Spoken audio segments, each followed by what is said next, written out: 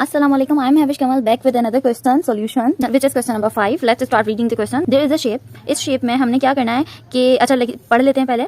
The measurement given are to the nearest meter. Calculate the upper bound and lower bound for the perimeter of the above triangle. ये जो picture given है इसके तीनों sides हैं. जो इस side से ये 10 सेंटीमीटर, यहाँ साइड से 8, लेकिन 6 है, या ये वाला साइड 6 है. लेकिन ये एक्यूरेट जो है मेजरमेंट नहीं लिखी हुई. इन्होंने लिखी हुई है कि ये हो सकता है 10 मीटर या 10 के करीब करीब.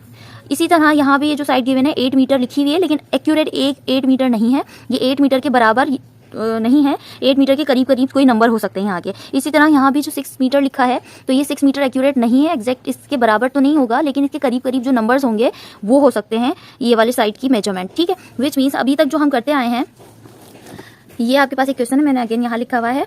अगर बात की जाए इस वाले साइड की, ठीक है, इस वाले साइड की, तो ये 8 मीटर एग्जैक्ट इसकी लेंथ नहीं है. जैसे कि उन्होंने बोला 8 के बराबर कोई नंबर हो सकते हैं, तो 8 के करीब करीब कोई नंबर हो सकते हैं. तो 8 के करीब करीब नंबर क्या होते हैं?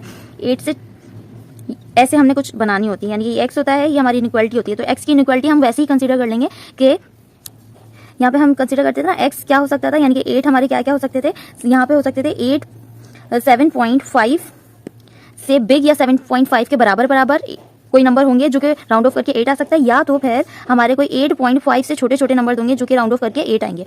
तो ये जो रेंज होगी ना, उसमें से कोई भी एक वैल्यू होगी जो यहाँ की मेजरमेंट होगी एग्जैक्ट. ये 8 मीटर तो इन्होंने फॉर एन आइडिया दे दिया कि इसके करीब करीब नंबर लेने हैं, तो हमने बाउंड्रीज को फाइंड कर ली. इस साइड की भी हमने फाइंड करनी है, विच मीन्स हमारी जो 6 है आंसर्स आएंगे कुछ इस तरह से. यानी कि हमारा जो है 5.5 जो नंबर होगा उससे बिग या फिर उसके बराबर ही कोई नंबर होगा जिसको राउंड ऑफ करके 6 आ जाएगा, या फिर हमारे जो है यहाँ पे 6.5 से छोटे छोटे नंबर होंगे जिसको राउंड ऑफ करके 6 ही आ जाए, तो वो इसकी मेजरमेंट होगी एक्यूरेट. अब यहाँ पर आ जाते हैं, यानी कि 10 है तो 10 से हमने क्या कर लेना है, 10 से यहाँ पे रेंज लिख लेनी है कि 9.5 के बराबर हो कोई नंबर, या 9.5 से छोटे बड़े नंबर हों जिनको राउंड ऑफ करके 10 आ सकता है, या फिर हमारे 10.5 से छोटे छोटे नंबर हों जिनको राउंड ऑफ करके 10 आ सकता है, और उसमें से कोई एक नंबर इसकी वैल्यू हो सकती है, एक्यूरेट मेजरमेंट हो सकती है. तो ये लोअर बाउंड अपर बाउंड जो है इनइक्वालिटी में मैंने समझा दिया. कंफ्यूज हो रहे हैं इसकी रेंज निकालने में, तो बिल्कुल कंफ्यूज नहीं हो आप. बस ये देखें कि कोई भी नंबर ऐसा हो, जैसे लेट्स सपोज 10 है, तो 10 को कौन से नंबर में 10 को नहीं, कौन से ऐसे नंबर हैं जिनको राउंड ऑफ करके 10 लाया जा सके, तो वो ये है 9.5 से बड़े या बराबर होंगे और 10.5 से छोटे छोटे होंगे. यानी कि एक बार और मैं समझा दूं यहाँ पर लिखकर,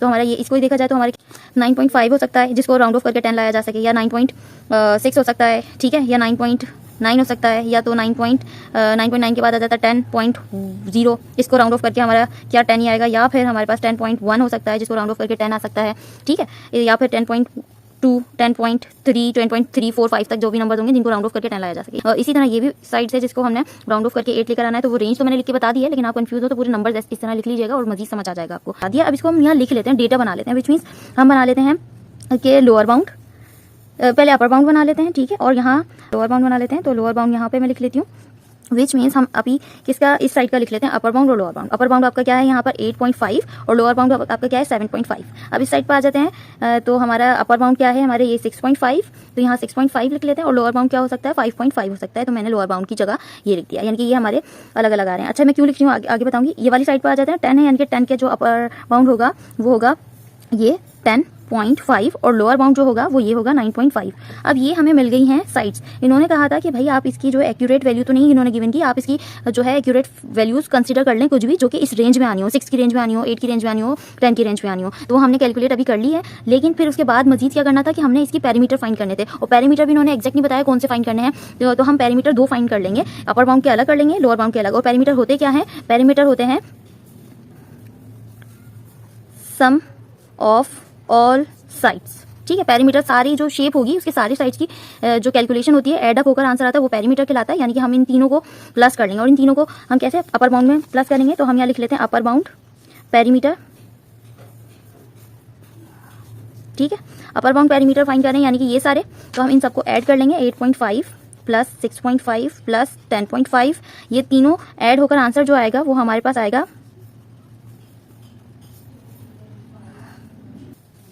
25.5. एक तो आपका ये आंसर हो गया पूरा का पूरा, ठीक है. और अब हमने इसी का पैरामीटर मालूम करना है, लेकिन लोअर बाउंड में मालूम करना है, तो मैं यहाँ लिख देती हूँ लोअर बाउंड पैरामीटर, या आप जैसे भी इसकी डिस्क्रिप्शन लिखना चाहें वैसे लिखिएगा. सबसे इजी तरीका जो आपको लगता हो वो लिखिएगा. मैंने डिस्क्रिप्शन में लोअर बाउंड पैरामीटर लिख दिया, जिसमें हमने ये सारे ऐड कर लेंगे. ये तीनों साइड की एक्यूरेट हो सकती हैं वैल्यूज, तो हम यहाँ लिख देंगे 7.5 प्लस 5.5 प्लस 9.5. इन तीनों को ऐड कर लेते हैं, तो आंसर मिलेगा जो वो होगा पैरामीटर. लोअर बाउंड में। यहाँ हमें पेरीमीटर मिला है 22.5, ये एक आंसर है। आई होप ये बहुत इजी क्वेश्चन था, समझ आया होगा। अगर आपको